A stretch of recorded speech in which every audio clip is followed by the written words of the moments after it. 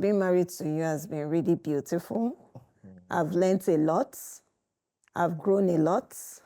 It has really been a divine journey. You have given me a lot of beautiful experiences. I'm married to a mechanical engineer, and he proves it in every way. And during periods of pregnancy, you're my Okafor. As in somebody I can always call to do everything for me. You're a fantastic guy. Thank you. I'm blushing. And like I call you, you are my guy. You are my best man. You are the best man. Yes, I can't imagine being married to any other person other than you. So let me just stop for now. Okay, so for me, marriage has been a journey. Beginning was tough, and I understand why young couples want to quit in the beginning. We've had to scale through a lot. And for me, marriage is a school. And you're being a good teacher. Mm-hmm. Yes, you're being a beautiful wife, a great homemaker. Thank you. How did we meet? With family, friends. There were some attempts, right, which was rejected because you became born again before I ever knew anything like that. To have you as a girlfriend, then you remember? You can see your parts. I'll see my parts. And I wrote a lot of love notes to you. While we were. Thank God, mommy is dead. Right? While we were teenagers. But the most important was after we left university. I was a pastor in university, but I never came to you. But when we left university, it was prayerfully the Lord led me to you. And you had a relationship. You came out from. I was your counselor, your comforter, by your side, and one thing led to the other. You became. Okay, let's hear from you. We were all attending the same church, at that time. They come from a family of 5 boys, second born, best of friends with my big brother. And then I used to look at them because for my own family, when we are friends with somebody, everybody is a friend to that person. That was primary school age.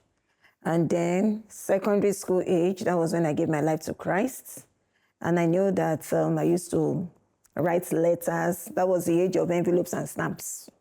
Writing letters, to my friends. You guys, you need to give your life to Christ so that, you won't miss heaven. Jesus loves you. And I remember I used to write those letters to you at that time. And leaving secondary school, going to university, I remember a time when, you were my pastor. After a while at the university, you were my pastor. And then all through university, there was nothing like, But instead, I and a particular friend of mine, Bumi, then whenever we heard that Pastor Wale is involved with somebody, we'll be like, why is he involved with somebody like this? This all cannot last. So I remember then after university, there was nothing like any emotional involvement. But after a while, I can remember when I was writing one of my professional exams, and that was when, studying late into the night, that was the age when cell phone was just coming in. Yeah. So I remember you send a message and I'd be like, I was using my dad's phone too. Yes, you were using your, and I was always wondering, should Daddy or as in, did Daddy not see him using his phone? And then you would send some messages and I'd be like, I would just be laughing. Then I was in a relationship which I knew it was not inspired by God, but I went inside that relationship at that time. What do you mean not inspired by God? Because at that time, quite a number of my friends were getting married. And then I was thinking, because I had not been, even on campus, but I was like, you are being too hard. Don't end up not having a husband. Just go for somebody among all these 2 stars. By the time we had started, I remember the time my sister said, I always knew that you and Wale you would get. I said, how did you know? She said, I don't know. But anytime I see the two of you together, I always felt that there was something there. And coincidentally, even the relationship I ended, the guy, even all through the time we were going out, he would always say, is there something between you and Pastor Wade? And I'll say, no. Oh, all the time you were going. He said, are you sure? Because, and I'd be like, I've always told you, he's a family friend. So by the time we started that relationship and he came, it was like, after trying to come back, but then that relationship was severed. It was not like, so you are going out with Pastor Wade now. He said, but I told you there was always something. I said, funny enough, there was never anything between us. You know, and that was how that relationship became a formal one. And before we could say Jack Robinson, engagements, Marriage. wedding, family, Wedding. you know. So it's a beautiful time. Yeah. It was a beautiful time. Yeah. So it's like marrying my brother, Yeah. Married my sister. my big brother. So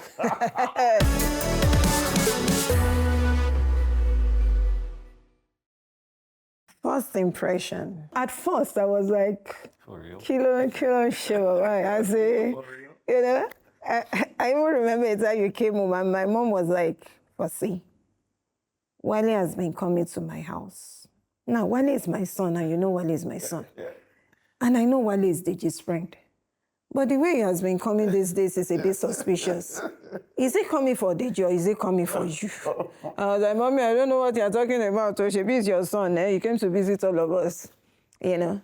But in my mind, I was like, oh, I'm getting married to my friend. I'm getting married to somebody I know. I know basically his strengths and his weaknesses. I can deal with this. I can deal with whatever comes. So help me God.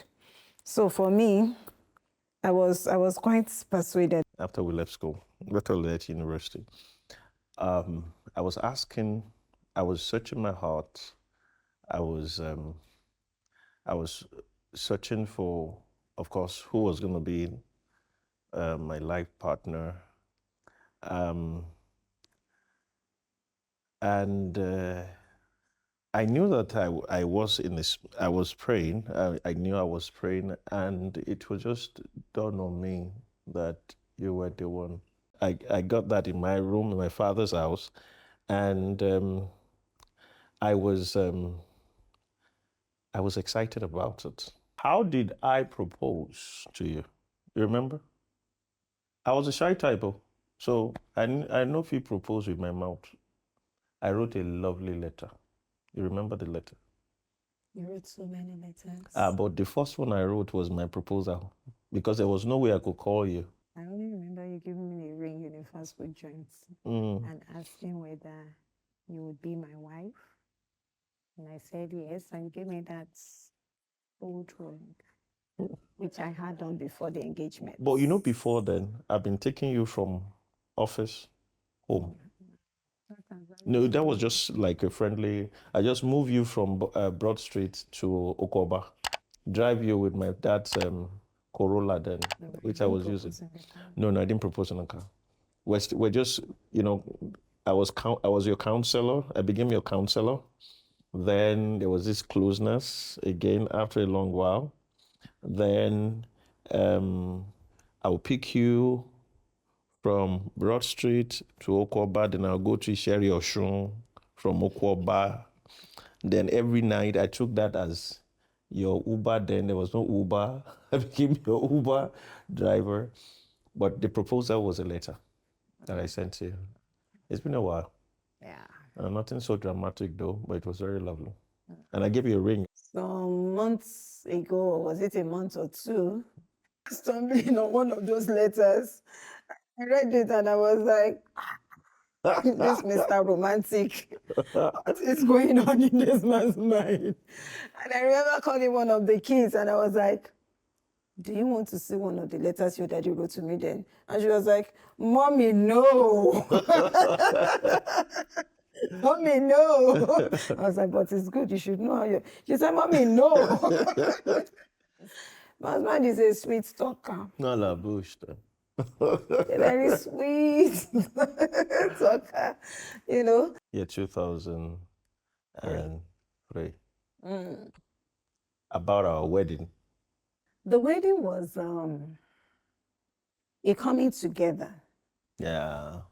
of two families, that have known each other for, you know, that had known each other for donkey years. Because at one point or the other, our parents were really best of friends. And also, we had birthdays clashing. Yes. Yeah. You know, parents' birthdays overlapping. We have brothers' birthdays overlapping or following one another. Then you We and had you and Shola. when I wanted a girl so much from your home, and I told your mommy that that pregnancy had better be a girl and not a boy. You know, at the end of the day, she gave birth to another boy, but then she called me. She said, "But for C, it's on your birthday, so I'm giving you this one." The wedding itself was like two families meant to be, in a manner of speaking. So it was a blending of minds. His brother, you know, was telling me then that he's so happy that I have finally ended in their home. I'd always seen him as a big brother. We served in the same place during national. We're in the same school. We're also in the same We all school. went to Obafemi Awolowo University. We all graduated from there together. So that wedding was a beautiful one. Like I said, coming together of families, coming together of because we both attended the same fellowship on campus. So it was also a case of we had mutual friends. Yeah. You know, I enjoyed myself. The wedding gown, the bridesmaid. Everybody was just fine. What is the biggest lesson our marriage has taught you? Marriage does not meet up expectations. Marriage schools you and refines your expectations. It refines your expectations, and those expectations consistently change as you grow older, you know, in it. I remember a time when I would I'll make a demand and you'd be like, Should I go and kill myself? should I go and kill myself? Should I go and rob the bank? What I can do is what I can do. So what do you expect from me? And, you know, I also remember, you know, a time when you told me that, do you know I used to have a whole lot of money before I got married to you? You know? And then I was Which money is that? and I was like, Excuse me. Which money is that? Bachelorhood is different from being a husband. How do we handle conflicts and disagreement? And do you think is the best way?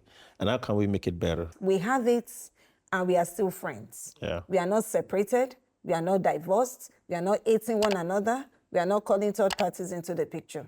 So the way we handle conflicts, as far as is concerned, is just I think we have matured. That's the word. We have matured over the years to know that we can disagree on things and don't necessarily be disagreeable. I think we've grown to know that conflict is not from the pit of hell all the time. It's actually because we are coming from two backgrounds. We can't see the same two different perspectives. So it's one of the things we need to work on and move. It's bound to happen.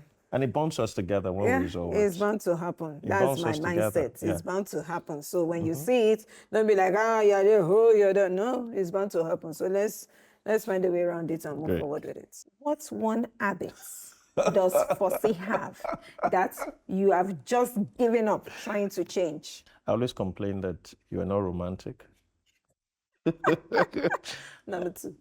I always complain that I'm trying to remember. That you've given up, so I'm still not romantic. No, you're still, I didn't give up on that. One habit you have given up trying to change. That's the question.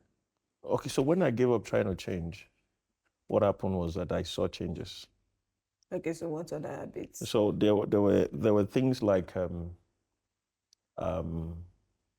know, I used to say in those times that don't you see this person, don't you see that person, that marriage, and because there were some qualities which I can't remember now because there's been past time, you know, that like joint account. Okay, like you remember, like the joint account thing that we said we should have and all those stuff. Because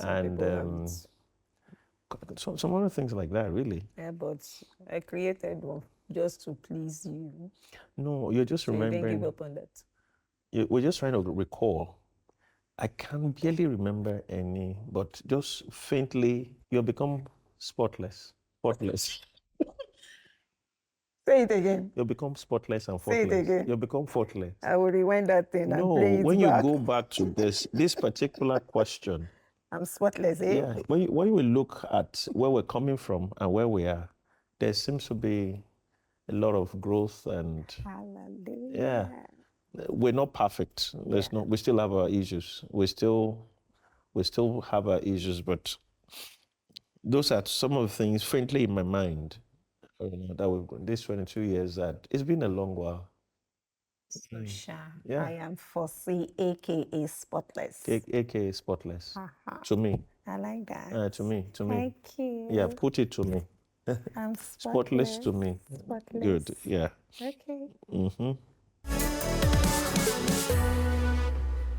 How do you feel about our sex life? And is there anything we can do to improve our intimacy? Pastor Wale, please answer this question. I'm going to answer you with all sincerity. Okay, so we didn't start on a good note when it came to sex life. I wanted sex, and my wife, you know that you don't always. I wanted to be a nun, a married nun. You didn't like it at first. There was this program organized by Femi and Enito. You remember when we went to that program?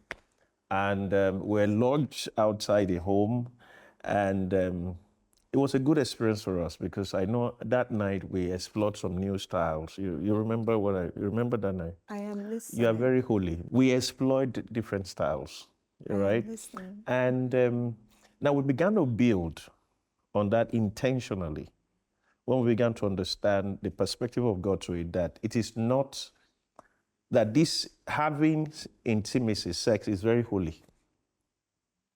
Because there's this consciousness that it's a dirty thing. But God manufactured it himself.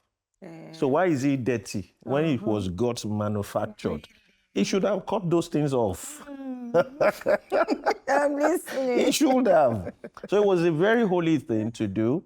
The only thing is not having, extramarital affairs. But if it is not good in the house, there will be a lot of temptations outside. And as a man, there are a lot of temptations. And as a woman, there are a lot of temptations. So what we've done to improve our sex life is, number one, we also began to talk. She'll tell me how I should, remember, you'll tell me how I should get you ready for it. Foreplay. Yeah, you talk about, that's the word you use. You call it foreplay. I call it getting ready. And at the time, we began to ensure that we satisfy one another. It was intentional. You'll ask me, did I get there? And I will say yes. Yeah. The more we bonded, the more closer we became. Right? Really? Yeah, we become, well, maybe not for you, but for me. The more we bonded. Bonded on the bed. The more intimate we became. Yeah, the more intimate. At least one thing I do know is that any request that comes after it is granted. I usually tell you that if I've been upset, there's no way you can get me. You will labor, as in vain, by default. I'm being very honest. I know. If there's a lot on my mind, there's no way my body, because respond so well. While we are having intimacy, I can be thinking of things you don't even want to know. I can be thinking of work in the office.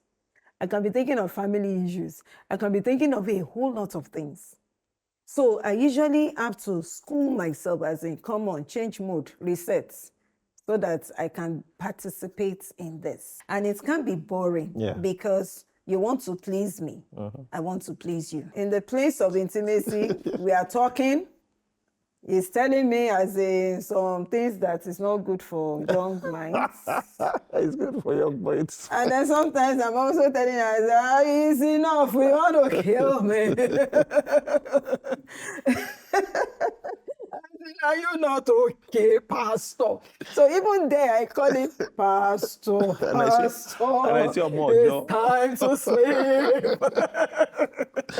Because sometimes my husband is fast asleep. He sleeps, way ahead of me most of the time. And this is me coming into the room and I'm thinking, oh, husband are still fantastic. But and then as I long as lie you don't down, make your body and then touch you me, see the Don't- baby will just roll to your side and you'll be like, ah. I thought you were And fast sometimes asleep. I will be like, don't let me move close because then you will see movements closer. And in my mind, I'll be laughing and say, but I thought this man was sleeping. So when he makes his move, I'll be like, were you not sleeping? Oh, man You're of God. supposed to be sleeping. When the body is crying for it. And he will tell me that's how he relaxes. Yeah. And that's what a man uses to relax. Yeah. And it's not boring because I see you prettier every day. You're prettier than you have ever been. Yes. Thank you. Yes. I am handsome. No, really. Like glory of the there's Lord. there's a focus on your beauty, and I see emerging beautiful. There's no word like beautiful, beautiful, but that's exactly the direction It of it. can't be boring also because of the foreplay. You understand? Foreplay, as in, I've always told you, we can't just get to bed and you start romancing and touching. And before we get to bed, you must have been giving me vibes. As in, even me, I'll know that Something's gonna happen tonight. this man wants to do Tonight something. is the night, And sometimes when I'm tired, I will now delay coming to bed. But those foreplays are also good. You know, it's not on the bed that we do some antics. You understand? But we just make sure we don't do it where the children are. Because sometimes when those children catch the vibes, I see my first daughter, she will just go. Yeah.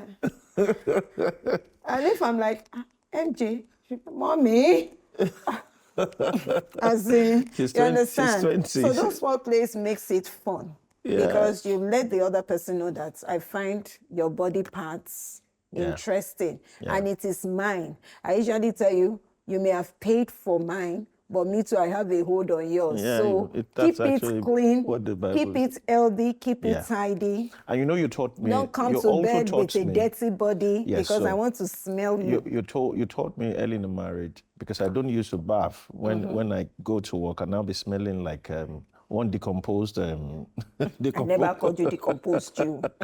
But so you taught You me. just smell of heat and sweat. Yes, so Because you're a hard worker. No, like chicken. You said chicken pimples.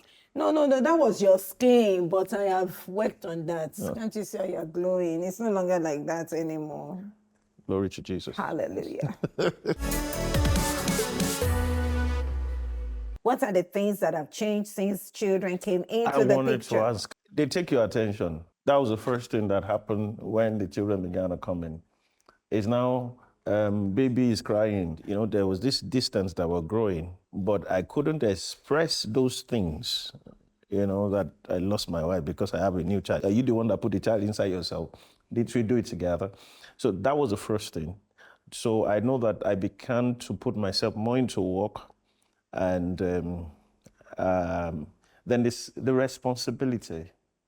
You know, it was those times were the one for me that the demand of finances just multiplied. Pampas, excuse me.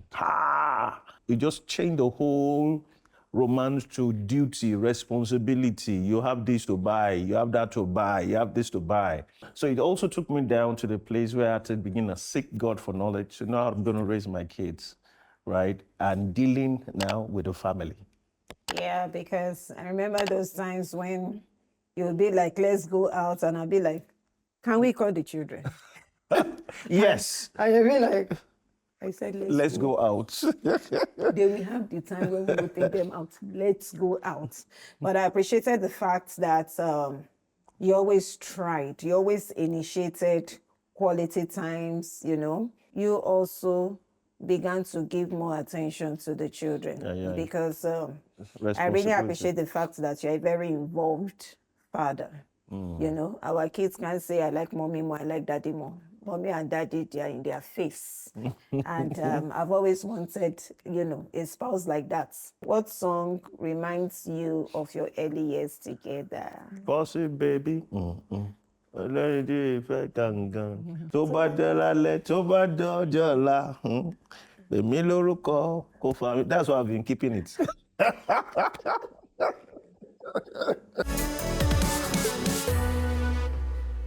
My husband, Awolumate.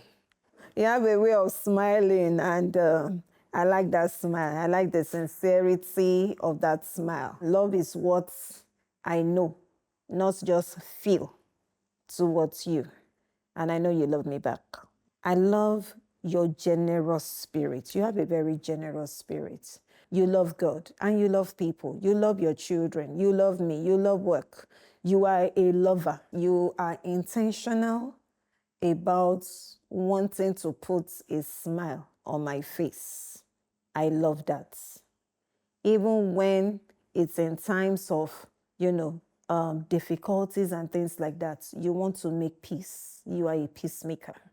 I love hanging out with you. Even my friends, they know it. Sometimes they call me Roots. You are my best man. The best man. My Awolumate. You are just, and you are I call you my superhero too. I love you. I really do. My darling wife of 22 years, this October, it's been a good journey with you. It's been a beautiful journey. You are 100% a support. And I could see the life of Jesus evolving and changing us. It means the whole world to me to see what we have become. You're a contented person, and that's a joy. You're not just a wife, in the definition of what it is in a culture like ours.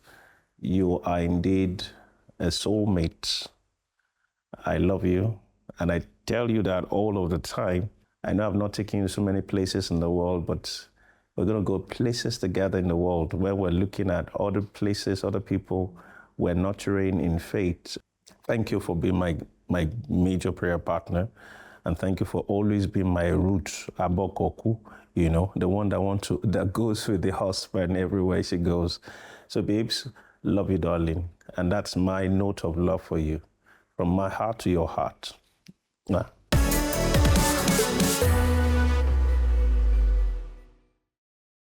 My name is Olawale Olaiwola, and I have my personal person, soulmate, love of my life. Fosola Victoria Olaiwola. Love is patient. Love is kind. Love is gentle. Bears no record of evil. Thinks no evil. And this is 5 years after.